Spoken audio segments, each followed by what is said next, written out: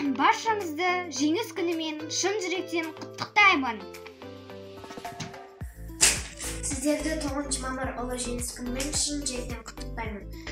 9 мамыр жеңіс жалауын желбіреген күні. 9 мамыр жеңіс күнімен сіздерді шын жүректен құттықтаймын. Міне, жеңіс күнімізге 75 жыл толып отыр. Халқымыз аман, жұртымыз тыныш болсын. 9 мамыр жеңіс күнімен шын жүректен құттықтаймын. Қажымас қайрат, зор денсаулық тілеймін.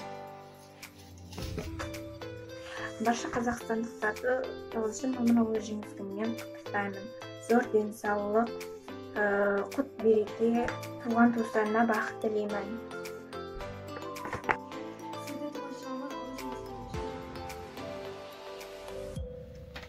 Сіздерді 9 мамыр ұлы жеңіс күнімен шын жүректен құттықтаймын. Бұл мереке жанқияр ерліктің, еңселі ерліктің рухы өрлеп, жеңіс жалауы желбіреген күн.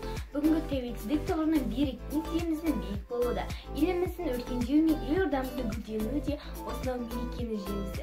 Баршаларыңыздың дендеріңізге саулық, шаңырақтарыңызға шаттық пен бақыт тілеймін.